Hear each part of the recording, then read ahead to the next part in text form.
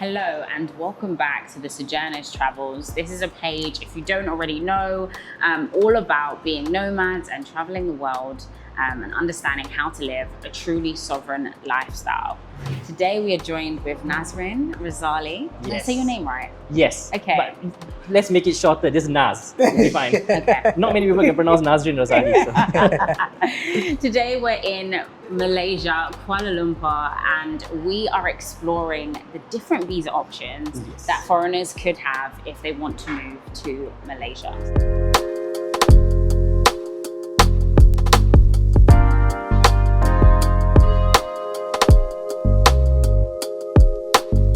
So over the last few years, a lot of expats have been looking at Asia Pacific specifically as a place to retire, or young families are looking for places to move to.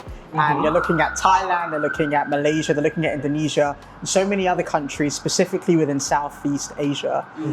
Talk to us a little about your experience of how you've seen more expats take interest in Malaysia, specifically over the last couple of years.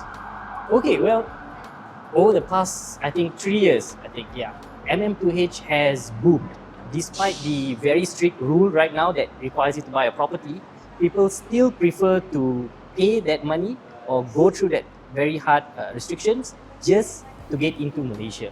Because besides Malaysia, you have Thailand, but Thailand is a bit wild, right? And then you have Indonesia.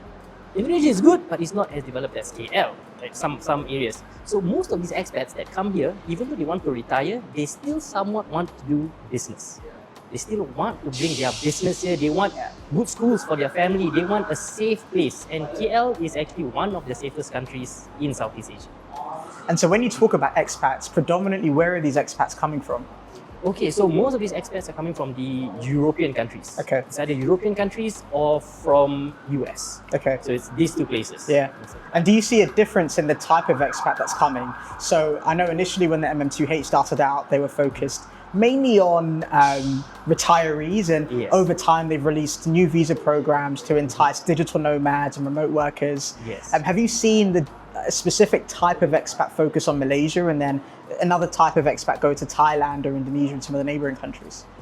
Different countries have like different visa requirements, but most of the visas that are offered in Thailand and Malaysia is for the same purpose. It's easier to get long-term residency in Thailand. Like with just the cost of $20,000 US, you can get a 5 to 10 year residency in Thailand, the Thailand Elite Visa. But most don't want Thailand. They want somewhere like KL, right? Yeah. The digital nomad pass only had like 1 month timeline for approval. Now it's like 3 to 4 months. Because so many people are so applying many for people it. are applying. And most of them are coming from Thailand. I'm getting a lot of inquiries from Thailand to come into Malaysia for digital nomad. Interesting. Okay, so let's dive into the digital nomad visa. So here it's called the Rantau visa. Yes. Maybe if we talk high level, like what is it and what are some of the requirements? So the only thing you have to do is just show that income proof of $2,000 per month and you are actually eligible. Okay. Because there's no other requirements. It just has to be offshore income and you're not allowed to work in Malaysia. And you get a 1+1 year residency visa, which means you can bring your entire family, your dependents and all to just come hang out in Malaysia for the next 2 years and live anywhere in Malaysia that you want. Okay. So what I was going to ask actually is after the 2 years, are you able to renew it again or you're not able to? Okay, so MM2H Silver is 5 years, right?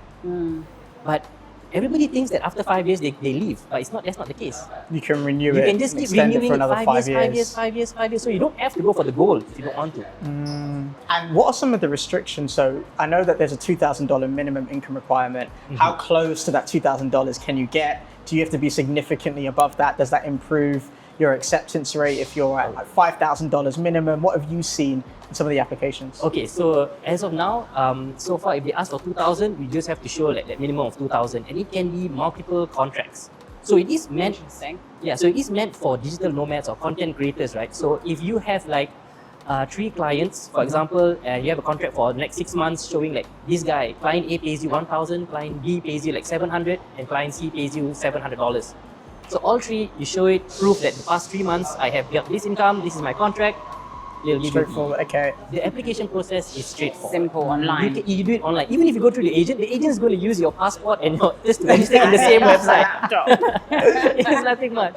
So you pay the registration fee of about 1,000 ringgit Okay. which is So about that's like probably $200. Yeah. That's not bad. $250 or so. Yeah. And for each dependent, it's about 500 ringgit, which is about $120 Yeah. per Okay. dependent. That's it for the next 1 year. Okay. And the renewal is the same amount for the Okay. following year. That's it. And is there any like fixed deposit required or nothing like Nothing like that? that. Okay. Nothing, yeah. And can you set up a bank account? Can you drive here? How straightforward are those things? Driving license is like anyone can get it. You don't need to have a visa for it. Okay. wow. Yes. Okay, that's good. Yeah. And for bank account, even if you don't have any visas, Mm-hmm. I spoke to a few bankers. If you have, or if you can put a fixed deposit of at least 100,000 ringgit, you can open. In most banks in Malaysia, you can open. Which is about $25,000. Yes, Or about so, that. okay. So how do taxes work then? If you're a digital nomad and you want to claim tax residency, from what I understand, it's 0% on foreign income tax. Yes. Is that true? Yes. So there's a rule that came up and it got extended until 2036. Okay. So any foreign source income, FSI, right, is non-taxable. Okay. It's non-taxable until the year 2036. But any income you earn in Malaysia, then it's different. Then you go under whether you are a tax resident or a non-tax resident. Okay. So staying past like 183 days is fine. You still won't be taxed after. Okay, so that applies to if you work in Malaysia, not for the digital nomad. Okay. Right? Okay. So Got the it. tax resident, that one applies to those who have the employment pass, who are working in Malaysia, they are getting paid in ringgit Malaysia, then this applies to them. Okay. So the first 182 days in a calendar year, if you work more than that, then you are a tax resident. So there's like a tiered tax bracket. But Okay. if you only work for like 3 months, you're like contract workers, right? They come here for 3 months, they earn the income, then they have to pay the fixed, I think it's a flat tax rate of about 30%.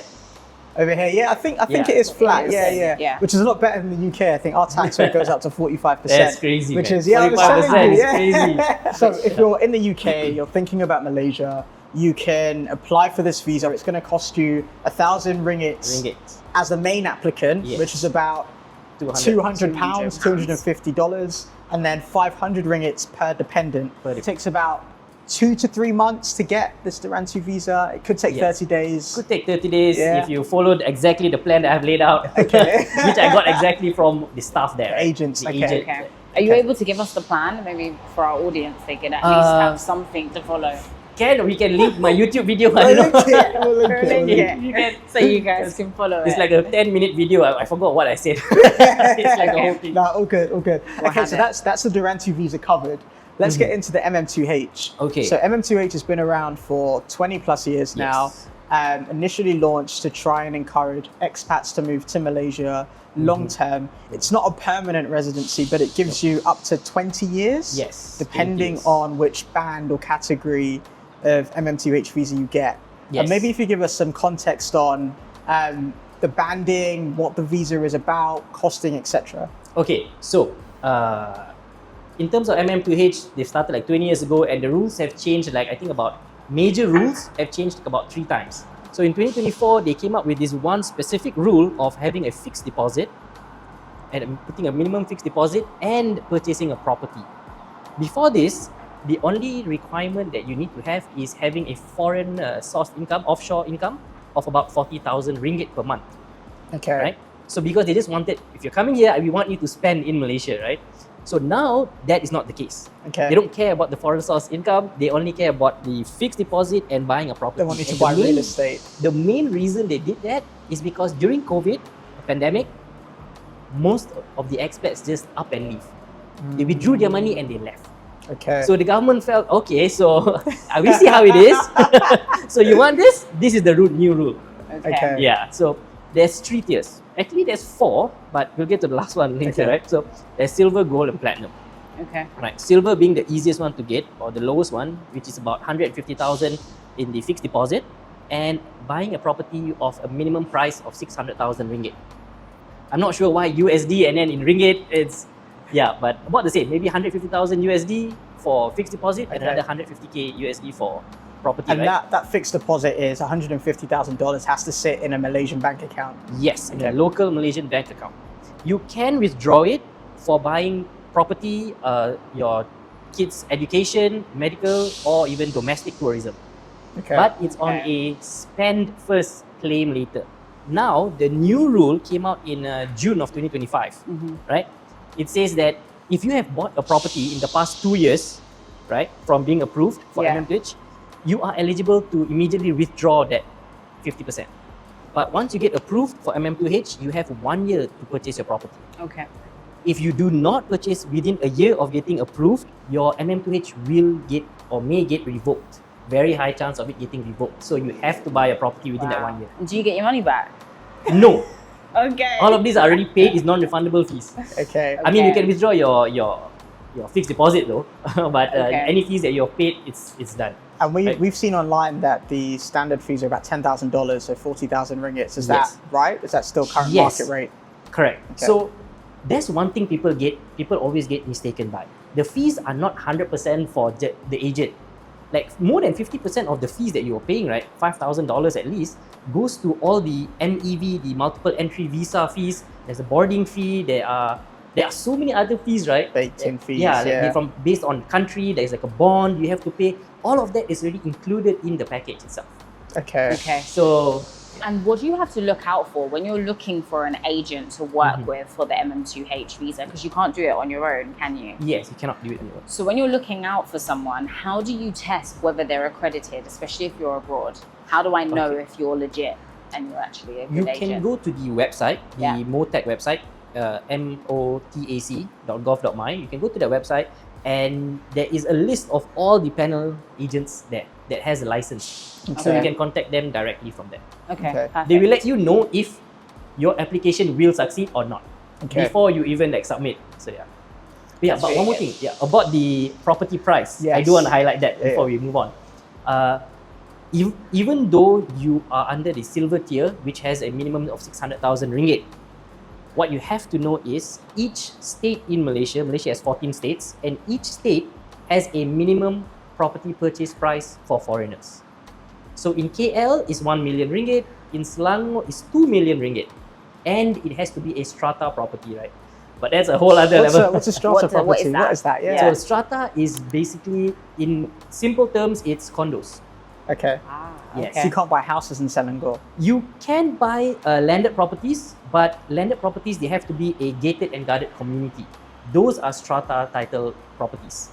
But what the loophole, right? Like loopholes. That people don't know about is you want to meet just the minimum price for because I know most of your audience are coming here for investment, right? Or you want to stay here, but you also want your money back. Buying properties outside of KL, I cannot 100% guarantee. Maybe Johor, yes, but Johor prices right now are crazy.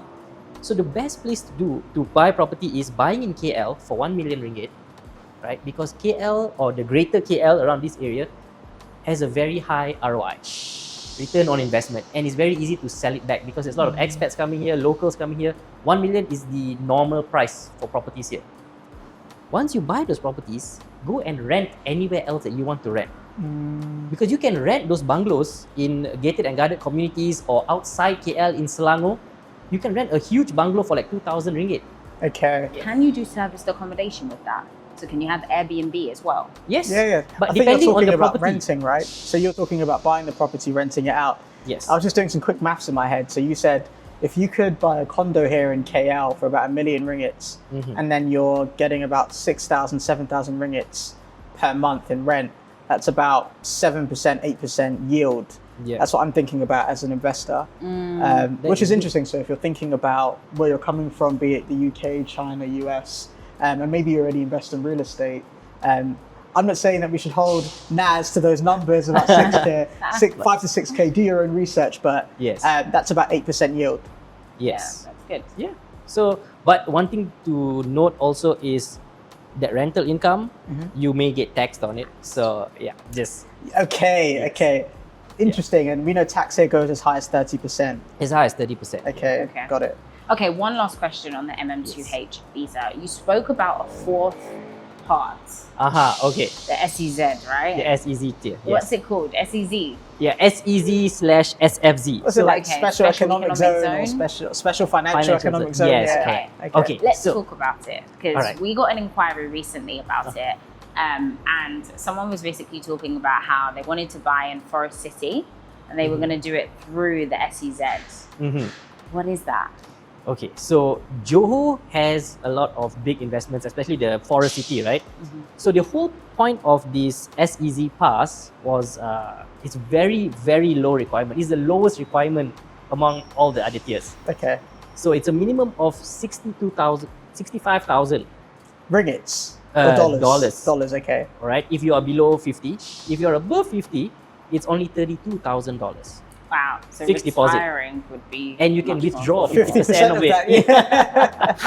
Wow. Yeah. The only downside is you would have to buy a property in Forest City. The minimum price for property there is about 500,000 ringgit. Sounds good, but it's only 500 square feet. Okay. And if you talk about resale value, if you buy it at 500,000, you can't sell it at 500,000. The price is about 350, maybe resale value. So you are losing about 150,000 ringgit when buying that.